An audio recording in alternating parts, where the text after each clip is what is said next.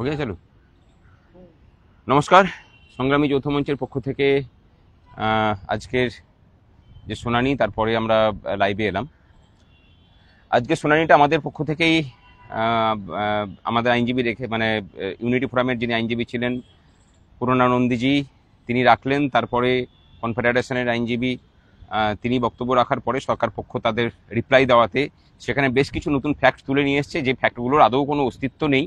তারা তামিলনাড়ু সরকারের সাথে প্যারিটি রেখে নাকি চেন্নাই ইউথ হোস্টেলের কর্মচারীদেরকে ডিএ দেওয়ার কথা বলেছেন, অথচ বাস্তবে দেখা যাচ্ছে যে তামিলনাড়ু সরকার এআইসিপিআই থেকে বেশি ডিএ দিত তখন, সেই সময়টাতে যে সময়টার কথা হচ্ছে, যে পিরিয়ড কালটার কথা হচ্ছে, তার তথ্য আমাদের কাছে আছে।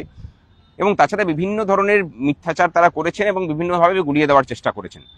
অনেকে হয়তো মনে করছেন যে তার দ্বারা প্রভাবিত হবেন এবং হয়তো মামলা ঘুরে যাবে। আপনারা নিশ্চিন্ত থাকুন, আমাদের পক্ষ থেকে সমস্ত সবাই মিলে চেষ্টা করে যে কাউন্সিল দেওয়া হয়েছে আমাদের পক্ষ থেকে, নিশ্চিন্ত থাকুন যে এই মামলায় আমাদের জয় হবে।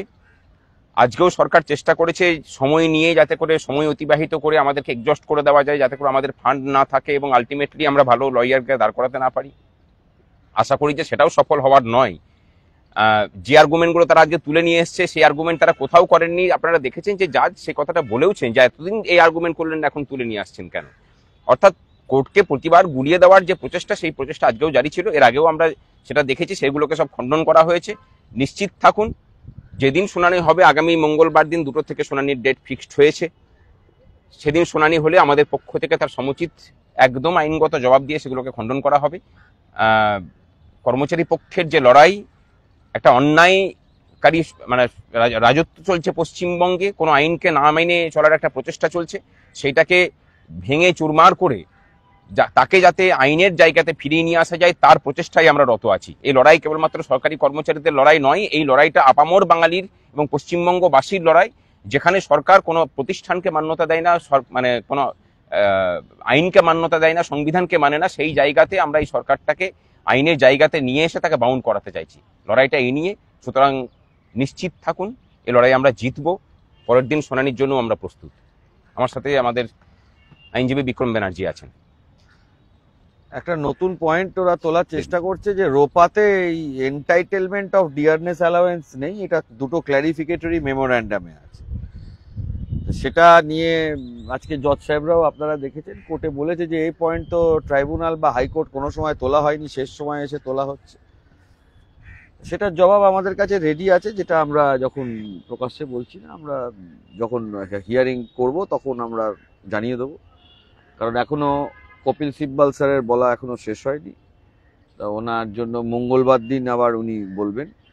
আর যেটা নতুন অন্য বেঞ্চ আছে বলে জজ সাহেবরা ছেড়ে দিয়েছেন, মঙ্গলবার দিন উনি বলার পরে আমাদের রিটেন নোটস অফ সাবমিশনে আমরা যেটা বলার আমরা সেটা জমা দেবো, প্লাস আমরা কোর্টের কাছে যেটা ক্ল্যারিফিকেশন দেওয়ার দেবো। কারণ আমার যেটা দেখে মনে হয়েছে সরকারের, আমি আবারও বলছি প্রথম থেকেই যেটা আমি স্টিক এই লাইনে ছিলাম, যে সরকারের ডিলেটরি ট্যাকটিস যেটা, সেই ডিলেটরি ট্যাকটিস ছাড়া সরকারের আর কিছু করার নেই। কখনো সরকার এটা মনে করছে যে আমরা টাইম নিয়ে ডিলে করব, কখনো এখন যে ট্যাকটিসটা নিয়েছে সেটা সরকারি ট্যাকটিস, অবশ্যই সেটা সরকারের ইনস্ট্রাকশনে হচ্ছে। সেটা হচ্ছিল যত পারবো আর্গুমেন্টটাকে বড় করে যাব, নতুন নতুন নতুন নতুন পয়েন্ট তুলতে থাকবো, যতটা ডিলে করা যায় এই চেষ্টা সরকার করছে। আমরা সেটা যখন আমাদের আবার টার্ন আসবে তখন ডেফিনেটলি আমরা সেটা বা কোর্টকে জানাবো, এবং সেটা যেটা জবাব দেওয়ার আমাদের তরফ থেকে সেটা জবাব দেওয়া হবে। এই ডিলেটরি ট্যাকটিসটার এটা কারণ হচ্ছিল যতটা পরিমাণ গুলিয়ে দেওয়া যায় বা যতটা পরিমাণ এটাকে চেঞ্জ করে অন্য কিছু একটা চেষ্টা করা যায়, তো সেটাতে আমার মনে হয় না খুব একটা লাভ করতে পারবে বলে সরকার। জজ সাহেবরা সময় দিয়ে মামলাটা শুনেছেন, যথেষ্ট সময় দিয়েছেন। এর জন্য আমি সুপ্রিম কোর্টকে, আমাদের খুবই ভালো লাগছে সুপ্রিম কোর্টে যে এত সময় দিয়ে সুপ্রিম কোর্ট মামলা শুনবেন।